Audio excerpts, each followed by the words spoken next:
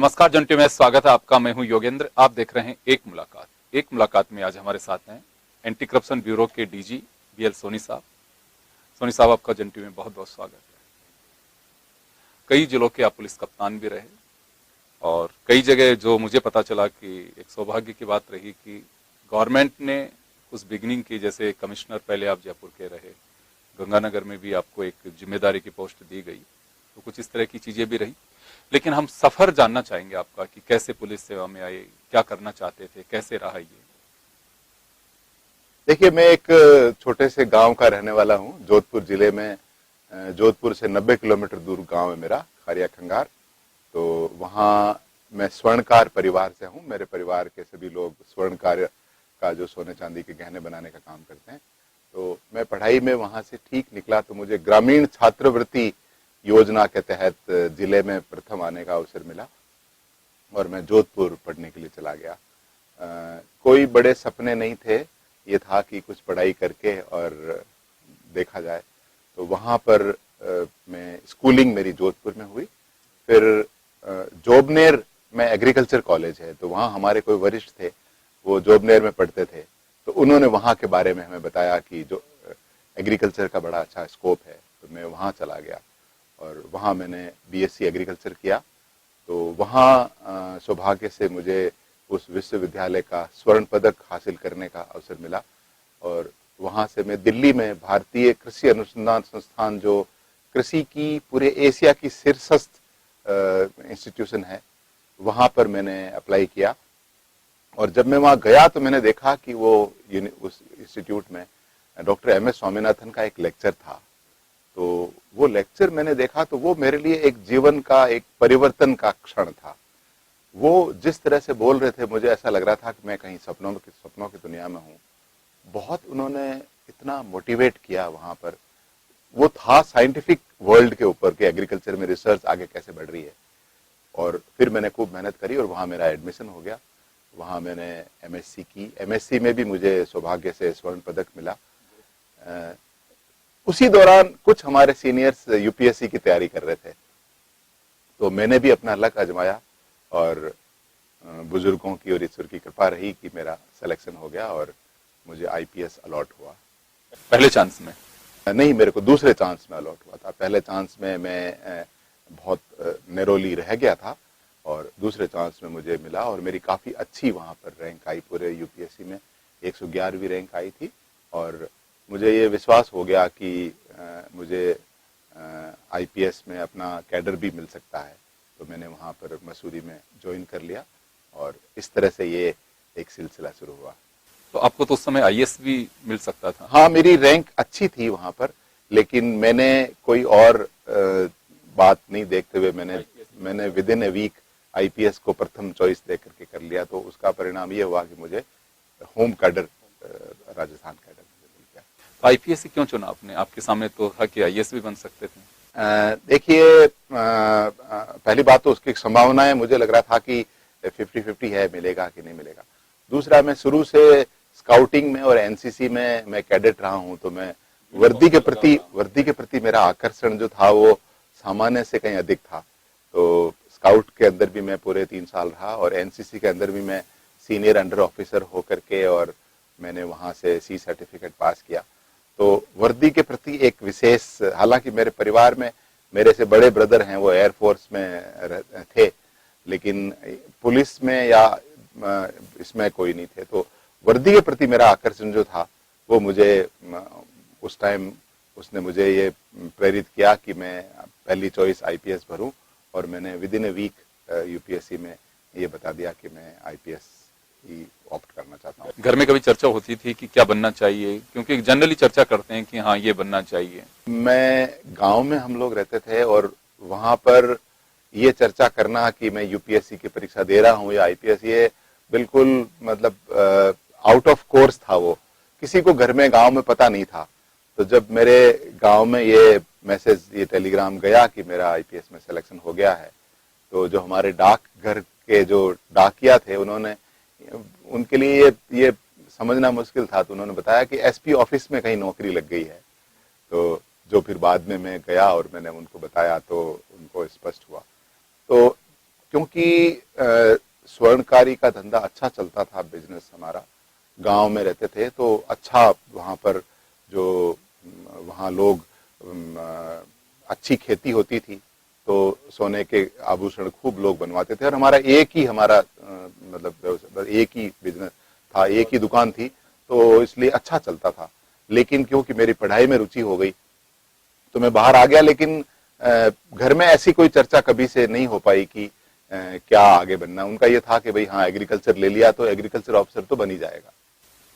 कैसा रहा आपका ये सफर बिगनिंग से? बहुत मैं अगर देखता हूँ करीब 35 साल से थोड़ा कम, 34+ साल का सफर हुआ। तो ईश्वर की कृपा से, मेरे बड़ों के आशीर्वाद से, मेरे साथियों के स्नेह से और आम जन के भरपूर समर्थन से मैं अगर आज देखता हूँ तो बहुत ही अच्छा सफर रहा। मैं सौभाग्यशाली रहा कि सबका भरपूर स्नेह मुझे मिला और मुझे अलग अलग तरह की विधाओं में काम करने का अवसर मिला। मैं शुरू में ट्रेनिंग में था तब सांप्रदायिक सद्भाव को बहुत गंभीर क्षति हुई थी जब वो बाबरी मस्जिद राम जन्मभूमि प्रकरण को लेकर के और जो भी सांप्रदायिक उन्माद पूरे देश में हुआ था तो उसको डील करने का अवसर मिला था। फिर मुझे पहली बार आतंकवाद विरोधी एक नया दस्ता बनाया गया और उसमें पहली पोस्टिंग मेरी गंगानगर में की गई। तो एक एंटी टेररिस्ट में काम करने का बहुत अच्छा एक सुखद अनुभव हुआ। उसके बाद जिलों में मैं रहा तो बूंदी में रहा, जैसलमेर में, भीलवाड़ा में, भरतपुर में, उनमें उसमें मुझे बॉर्डर पुलिसिंग का एक अच्छा अनुभव मिला। फिर बॉर्डर फेंसिंग उस समय नहीं थी तो वहां पर काफी अच्छे कीर्तिमान हम लोग स्थापित कर पाए, राष्ट्रीय पुरस्कार भी वहां पर मिला मुझे। फिर जयपुर में मेरी करीब 10 साल की नौकरी के बाद मेरी जयपुर में पोस्टिंग हुई एसपी नॉर्थ के रूप में। तो यहाँ पर अर्बन पुलिसिंग में और किस तरह से कम्युनिटी पुलिसिंग करके और सांप्रदायिक सद्भाव को बनाए रखा जाए, उस पर एक बहुत अच्छा अनुभव यहाँ पर रहा पूरे समय के हिसाब से। और जब मेरी करीब 15 साल की सेवा हो गई तो मैं डेपुटेशन पर गया। तो सीबीआई में मैं 5 साल रहा तो वहाँ भी बहुत ही अच्छा अनुभव हुआ। शीर्षस्थ एजेंसी है अनुसंधान में, तो एंटी करप्शन वर्क करने में, इन्वेस्टिगेशन करने में, ऑल इंडिया लेवल पर काम करने के लिए बहुत अच्छा एक अनुभव मिला। मैं वापस आया तो मुझे जयपुर में पदस्थापन मिला और जयपुर के पहले कमिश्नर बनने का गौरव मुझे मिला, जहां हमने प्रयास किया। पुलिस अकादमी एक बहुत ही सुखद समय रहा जब प्रशिक्षण में नए युवाओं के साथ मिलकर के कुछ नया करने की, इस तरह की वो एक बहुत 3 साल का सफर बहुत ही अच्छा रहा। मैंने बहुत सीखा उसके अंदर, भारत सरकार की एनडीआरएफ में जाकर के और एनडीए में जो के शीर्षस्थ अधिकारी दिल्ली में जो बैठते हैं उनके अनुभव के साथ और कुछ नया करने का अवसर मिला।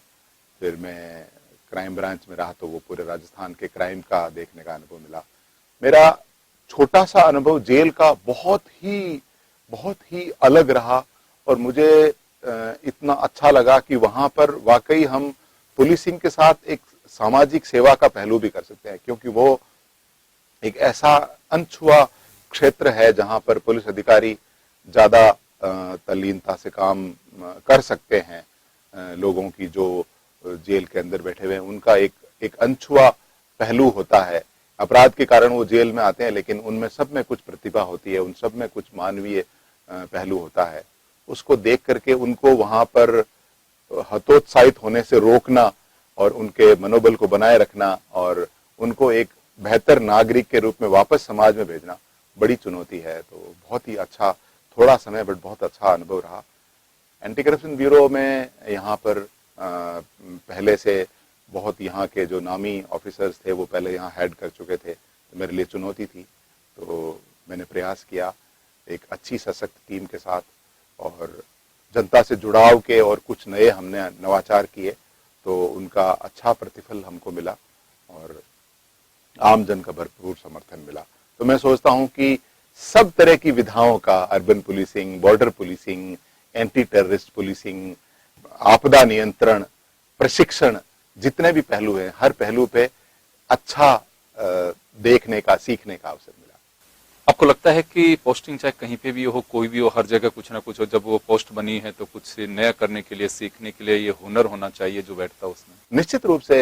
और जो जो जो ऐसे पद हैं जहां पर कि कुछ ऐसे अलग नए बने हैं, तो उनको कई लोग ये सोचते हैं कि यहाँ पर क्योंकि जो एस्टेब्लिश्ड हैं पहले से, वहां तो लोग रहते हैं और वहां अपनी प्रतिभा दिखाते हैं। लेकिन जो इस तरह के हैं, जो पद जहां पर नए बनाए गए हैं कुछ कुछ कारणों से, तो उनमें कुछ नया सीखने का अवसर मिलता है। हम एक ही जिले पे एक ही तरह का काम एक जिले से दूसरे जिले, तीसरे जिले, चौथे जिले में करें, तो वहां पर हमारा मानसिक विकास नहीं होता, हमें कुछ नया सीखने को नहीं मिलता। तो मैं सोचता हूं कि हर पद जो बनाया जाता है उसके लिए पीछे कुछ न कुछ मंशा होती है। वो भी एक किसी के जीवन से जुड़ा होता है कि आप अगर ट्रेंड स्टाफ नहीं है तो खुद की जान जोखिम में और सामने वाले की जोखिम में डाल सकते हैं। संकट मोचक का काम आप करते हो, जब एकदम आपदा आती है उस समय कुछ नहीं दिखता, तो उस समय आप जाके पहुंचते हो, लोगों को उस आपदा से निकालते हो। तो जो लोगों की दुआएं हैं और आपके मन में जो एक भाव होता है कि मैं संकट मोचक का काम कर रहा हूं, अपने जीवन को संकट में डाल के काम कर रहा हूं, तो वो एक बहुत अच्छी अनुभूति। कुछ ऐसे घटनाक्रम याद है कि जिसके लिए हम कहें कि बहुत ही रेयर ऑपरेशन था लेकिन सक्सेसफुल रहा? ऐसे कई सारे थे। अचानक जोधपुर डिवीजन में बरसात हुई, बहुत पानी आ गया, तो हमने सरकार से रिक्वेस्ट करके एयरफोर्स के हेलीकॉप्टर से सब जगह विजिट किया। वहाँ हमारे पास उस समय ज़्यादा इक्विपमेंट्स नहीं थे, नावें नहीं थी, तो हमारे जवानों ने बांस, कई सारे बांसों को रबड़ के रस्से से बांध करके और कुछ टेम्परेरी स्ट्रक्चर्स बना लिए और बहुत ही अच्छा काम किया। उसके बाद हमारे काम को सराहा गया तत्कालीन सरकार द्वारा, और फिर उसके बाद हमें नए साधन भी दिए गए। हमारे पास एक भी नाव नहीं थी और आज हम सबसे सुसज्जित एसडीआरएफ है। हमारे पास 54 नावें हैं और मोटराइज्ड नावें हैं, सारी बहुत अच्छी वाली। पिछले कुछ टाइम से एक बात सुनने में आती है कि सियासी गलियारों में तो चर्चा होती है लेकिन ब्यूरोक्रेसी और पुलिस में भी चर्चा होती है कि ये बर्फ की पोस्टिंग है, एक प्राइम पोस्टिंग है या क्रीम पोस्टिंग है, ऐसा कुछ होता है? देखिए, मैं प्रैक्टिकली बात बताऊंगा कि कुछ पद ऐसे होते हैं जहां पर कि ज्यादा काम होता है, लोगों के ज्यादा काम पड़ते हैं उनके पास, तो उनको निश्चित रूप से ज्यादा महत्वपूर्ण पद माना जाता है। लेकिन मैं सोचता हूं कि अगर कोई व्यक्ति मनोयोग से काम करे तो बर्फ की पोस्टिंग को भी एक इम्पोर्टेंट पोस्टिंग में कन्वर्ट किया जा सकता है। चलिए एक छोटे से ब्रेक के लिए रुकेंगे, ब्रेक के बाद वापस लौटेंगे। बने रहिए आप जन टीवी के साथ।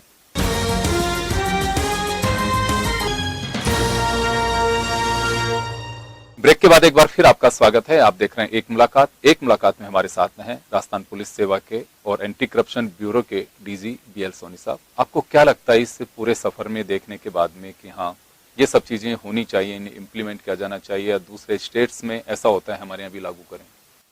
मेरा यह मानना है कि किसी भी व्यवस्था को सफल करने के लिए सबसे महत्वपूर्ण है जनता से जुड़ाव। तो चाहे वो कम्युनिटी पुलिसिंग के जरिए हो या आम जन का थाने के अंदर वो अपनी समस्या को लेके आता है, उसकी सहज और सरल सुनवाई और तत्काल उसका निदान, ये अगर हम कर पाए तो मैं सोचता हूं कि जनता का विश्वास बहुत हमारे पे बढ़ेगा। तो सबसे पहली बात तो मेरे को ये लगता है कि हर अधिकारी को, चाहे वो किसी भी रैंक का हो, आम जन के साथ सीधा जुड़ाव होना चाहिए। वो आम जन से ओपन डोर पॉलिसी में मिले, उनकी बातों को सुने, अपने अधीनस्थों को भी सुने, और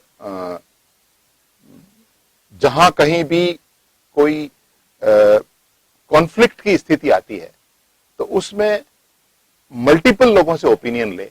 हमारा संवाद कहीं न कहीं कम हो रहा है। जिस दिन हमारा संवाद एकदम प्रॉपर तरीके से हो जाएगा तो हमें आसूचना अपने आप आने लगेगी। एक जो स्लोगन है राजस्थान पुलिस का, आम जन में विश्वास, अपराधियों में डर, और मैं कभी भी देखता हूं, आप तो खुद भी असेंबली में कई बार रहे हैं वहां पे जब डीजी क्राइम थे, ये देखा जाता है कि हमेशा पुलिस को पॉलिटिकली टारगेट भी किया जाता है या तो अवसर मिलता है, उस स्लोगन को भी कई बार बीच में लाया जाता है। क्या लगता है आपको कि वास्तव में पुलिस को टारगेट किया जाता है या फिर लॉ एंड ऑर्डर में जैसी लोगों की अपेक्षाएं होती हैं पुलिस से वो नहीं फुलफिल कर पाती है? अगर कोई ऐसी कोई खामी निकाली जा रही है जिसमें हम दुरुस्त कर सकते हैं, तो निश्चित रूप से हमें इस बात से गुरेज नहीं करना चाहिए कि ये किसी विपक्ष ने कहा है तो हम इसको दुरुस्त क्यों नहीं करें। अदरवाइज हमें इस तरह की टिप्पणी को बहुत ज्यादा मन से नहीं लेना चाहिए। हमें खुद अपना आकलन ये कर लेना चाहिए कि हाँ, ये सिर्फ राजनीति से प्रेरित अगर कोई चीज है तो ठीक है, लेकिन हमारी प्रतिबद्धता जो हो वो आम जन से हो। बच्चों के प्रति अपराध जिस तरह से महिलाओं के प्रति बढ़ रहा है, निर्भया केस के बाद में कानून बहुत सख्त भी कर दिया, सजा का प्रावधान और फास्ट और बड़ा भी उसका दायरा कर दिया गया है, लेकिन अपराध ज्यादा हो रहे हैं, बढ़ रहे हैं, ये मालूम है। और सबसे बड़ी बात यह है कि पुलिस अपराध रोक नहीं सकती, लेकिन उसको अंजाम तक पहुंचाती है, फिर भी अपराध कम नहीं होते हैं। क्या कुछ माना जाए इसके प्रति, या वास्तव में कुछ चेंज की आवश्यकता है इसमें? बिल्कुल, जो ये हमारी सबसे बड़ी प्राथमिकता होनी चाहिए, है हमारी प्राथमिकता, लेकिन जिस रूप से लास्ट लेवल तक पहुंचनी चाहिए महिला सुरक्षा की बात, वो तल्लीनता से पहुंच नहीं रही है। तो युवाओं में भी ये चेतना करने की जरूरत है। हमने स्कूल्स कॉलेजेस में ये काफी प्रयास किया था कि हम कॉलेजेस में जाके बच्चों को, लड़कों को, उनको बताएं कि भैया तुम जब अकेले होते हो तब तो अच्छा बिहेव करते हो, लेकिन जब भीड़ में होते हो, महिलाओं के साथ तुम चींटाकसी करते हो, तो इस तरह की जागरूकता उनमें करने की जरूरत है। पकड़े जाने वाले लोग हैं, उनकी एक रजिस्ट्री बना करके कि ये ऐसे लोग हैं जो कि बार बार इस तरह की घटना कर रहे हैं, जिनके खिलाफ 2 बार केस हो गए, 3 बार केस हो गए, उनको स्पेशल रजिस्ट्री बना के, उनका स्पेशल एक डोजियर बना करके उनके ऊपर नजर रखने की जरूरत है। महिलाओं को भी स्कूल में सेल्फ डिफेंस की ट्रेनिंग देने की जरूरत है। हालांकि बहुत अच्छा काम उसमें राजस्थान में हो रहा है, पर उसको और ज्यादा बढ़ाने की जरूरत है। एंटी करप्शन ब्यूरो की आपको जिम्मेदारी मिली, तो कैसा रहा ये सफर? कुछ नवाचार हुआ जिसका कुछ बेनिफिट मिला हो? सबसे पहले तो हमने जन जागरूकता का अभियान करा कि लोगों को हम बताएं कि आपकी मेहनत की कमाई जो आप मुश्किल से कमाते हैं, गाड़ी कमाई भ्रष्ट लोक सेवकों में नहीं लुटाएं। तो हमने सबसे पहले एक जागरूकता का अभियान शुरू किया। अब हमने कुछ गांव भी गोद लिए हैं, तो हम अधिक से अधिक लोगों को ये निवेदन करना चाहते हैं, उनको बताना चाहते हैं कि हमारा ये तरीका है। आप अगर कोई आपसे पैसे मांगे तो आप, हमारा एक प्रोग्राम है एसीबी आपके द्वार, तो सिर्फ आपको हमें संपर्क करना है। संपर्क को सरल करने के लिए जो हमारी हेल्पलाइन है 1064, और एक आम जन के सुझाव से एक हमने व्हाट्सएप हेल्पलाइन भी शुरू की 9413502834। तो हम उन हेल्पलाइंस का खूब प्रचार करते हैं और जन संवाद कार्यक्रम बहुत किए हमने। मैं खुद भी करीब 1 दर्जन कार्यक्रमों में गया हूं, जहां बड़े समूह में ओपनली हमने बात करके निवेदन किया है लोगों को कि आपसे कोई भी रिश्वत मांगे, भारत सरकार का या केंद्र सरकार के व्यक्ति, तो आप हमें इस नंबर पे बताएं, आगे का काम हमारा है, फिर हम आपके साथ मिलकर उसका सत्यापन करके उसको पकड़ाएंगे। तो हमारा जन जागरूकता का अभियान और हेल्पलाइंस को आगे करने का अभियान, एसीबी आपके द्वार लोगों तक पहुंचने का अभियान। इसके अलावा कई बार लोगों में यह लगता है कि हम आएंगे तो हमारा काम अटक जाएगा, तो राज्य सरकार ने एक बहुत ही सुंदर सर्कुलर निकाला माननीय मुख्यमंत्री जी के आदेश से कि अगर कोई भी व्यक्ति किसी भ्रष्ट लोक सेवक को पकड़ाता है तो उसकी फिर बाद में मदद की जानी चाहिए, जायज मदद। तो हमने एक टैगलाइन भी लगा रखी है, ट्रैप के साथ भी, ट्रैप के बाद भी। तो देन रिवॉल्विंग फंड एक सरकार ने किया, क्योंकि लोगों में कई बार ये रहता था कि मेरा पैसा कहीं फंस नहीं जाए। लोगों का पैसा 20,000 25,000 फंस जाता है तो फिर टाइम लगता है निकलने में, तो वो एक खाते से दे दिया जाए और जब उनका पैसा रिलीज हो तो एफिडेविट से हम कोर्ट से ले लें। तो उसका रिवॉल्विंग फंड का भी एक अच्छा रहा। एक कई बार ये आती है बात सामने कि अभियोजन स्वीकृति नहीं मिल पाती है, तो उससे जो मेहनत है वो एक निराशा लगती है कि हमने बड़ी मेहनत की थी लेकिन वो नहीं मिल पा रही। ये कहीं दिक्कत है भी इसमें? देखिए, अभियोजन स्वीकृति कानून का प्रावधान है और सक्षम अधिकारी को ये पूरी छूट है कि वो अभियोजन स्वीकृति दे या नहीं दे। हम लोग इस बात को लेकर के और माननीय मुख्यमंत्री महोदय को निवेदन किया था, उन्होंने चीफ सेक्रेटरी साहब को बताया और इस पे काफी बड़ी मीटिंग्स वगैरह हुई और इस प्रोसेस को काफी हमने फास्ट कराने की कोशिश की है और पहले से फर्क पड़ा है। पहले जो मनाही होती थी वो करीब 20% के आसपास होती थी, अब वो मनाही 12-15% पर है। तो ये एक सतत प्रक्रिया है जिसमें कि हाँ, ये बात सही है कि अगर कोई अच्छा नीट ट्रैप होता है, बड़े बड़े अमाउंट का ट्रैप होता है, बड़े अधिकारी का ट्रैप होता है, तो अगर उसमें अभियोजन स्वीकृति नहीं मिलती है तो वहां के जो ट्रैप लेइंग ऑफिसर है, जो एसीबी के जो टीम में गए हुए अफसर हैं, उनको एक ऐसा लगता है। लेकिन हम देखिए, हम एक लोकतांत्रिक व्यवस्था में हैं, तो हमारा जितना रोल है वो हम बखूबी करें, बाकी रोल जिनका है वो उनके ऊपर टिप्पणी ना करें। एक पेंडेंसी के लिए कई बार कहा जाता है कि बहुत लंबी पेंडेंसी है एसीबी में, अभी क्या स्थिति है? बिल्कुल पेंडेंसी लंबी है और इसको हमने बहुत गंभीरता से लिया। और एसीबी के बाद इतिहास में पहली बार ही हुआ है एसीबी बनने के बाद कि जितने हमने दर्ज किए उससे 150 से ज्यादा और डिस्पोजल किए। 500 दर्ज किए तो 650 डिस्पोजल किए, और इस साल हम करीब 500 के करीब फिर से दर्ज करेंगे और डिस्पोजल भी हमारा करीब 650-700 के करीब हुआ। तो हमने समय सीमा बांधने से हर व्यवस्था की, उससे काफी फर्क पड़ा है। डिस्पोजल बढ़ा है, डिस्पोजल की क्वालिटी भी बढ़ी है।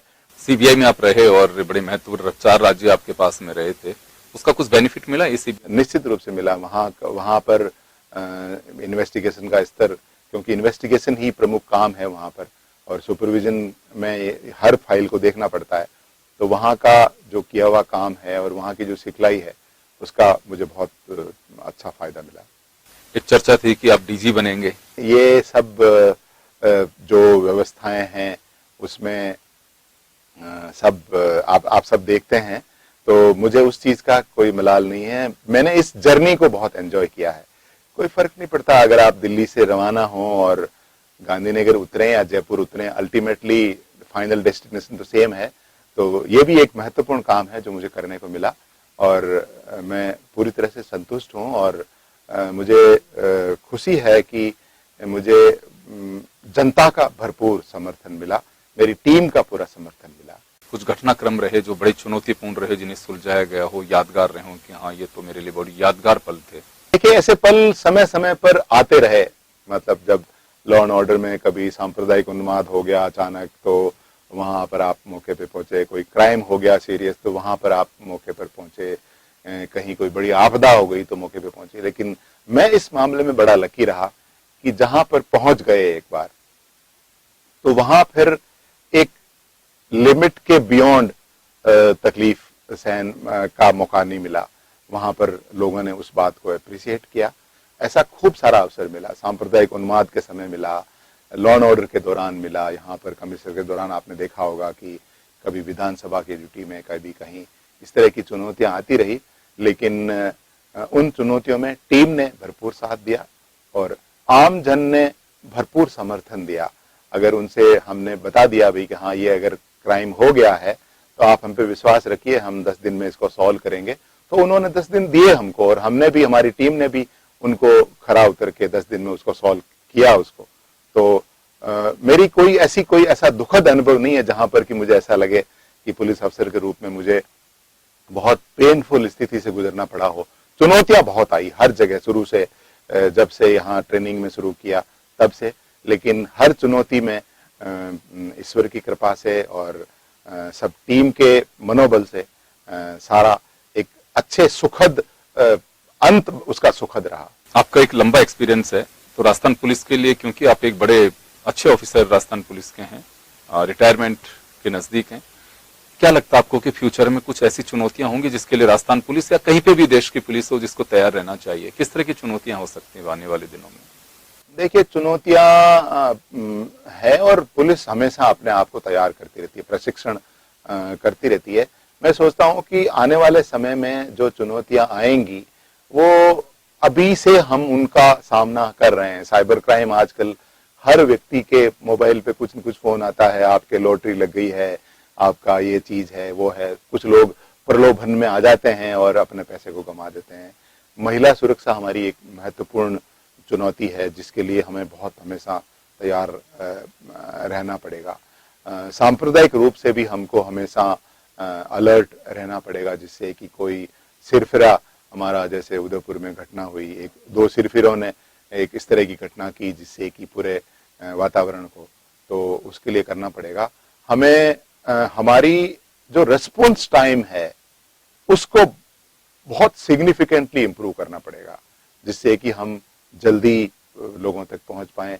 हमारा जो पब्लिक से कनेक्ट है उस कनेक्ट को और स्ट्रांग करना पड़ेगा, उनको जागरूक भी करना पड़ेगा कि भाई हमारे तो लिमिटेड आंखें हैं, आपके करोड़ हाथ हैं, तो अगर आप नजर ठीक से रखें और उस जो चीज आपने देखी है वो हम तक अगर पहुंचाएं, तो हम आपको विश्वास दिलाते हैं कि आपके द्वारा पहुंचाई गई सूचना पर हम कार्रवाई करेंगे और हम मिलकर ही प्रदेश को और देश को सुरक्षित रख सकते हैं। एक आखिरी सवाल आपसे कि फ्यूचर प्लान को लेकर के मैं जानना चाहूंगा, क्या प्लान है अब आगे? देखिए, मैं एज ए पुलिस ऑफिसर हमेशा काफी बहुत गहराई से काम में लगा रहा, तो कहीं न कहीं मेरा परिवार और मेरे मित्रगण हैं, मुझे थोड़ा गिल्टी लगता है कि मैं उनको पर्याप्त समय नहीं दे पाया। तो पहला प्रयास तो यही करूंगा कि उनके साथ ज्यादा समय दूं और निश्चित रूप से जनता से जुड़ाव, और क्योंकि जयपुर में रहूंगा तो जयपुर के अच्छे के लिए कुछ न कुछ समाज सेवा के किसी प्रकल्प से निश्चित रूप से जुड़ा रहूंगा और कोशिश करूंगा कि मुझे इतना कुछ मिला है इस सफर में, तो उसका कुछ अंश में लौटा सकूं समाज को, विशेष रूप से राजस्थान और जयपुर। चलिए, बहुत बहुत शुक्रिया आपका। और बीएल सोनी साहब ने खुल करके हमारे साथ में चर्चा की है और निश्चित रूप से वो डेडिकेशन हम सब लोगों ने देखा है कि समाज में किसी भी तरह की कोई बात हुई, जहां भी जो इनको जिम्मेदारी मिली बखूबी निभाई गई है। यही एक कहूं कि कर्तव्य निष्ठा कहलाती है बात, और वो आपने की है। आगे भी आप इसी तरह से समाज के साथ जुड़े रहें और काम करते रहें, हम उसकी बहुत बहुत शुभकामनाएं देंगे आपको। चलिए, एक मुलाकात में इतना ही, दीजिए इजाजत, नमस्कार।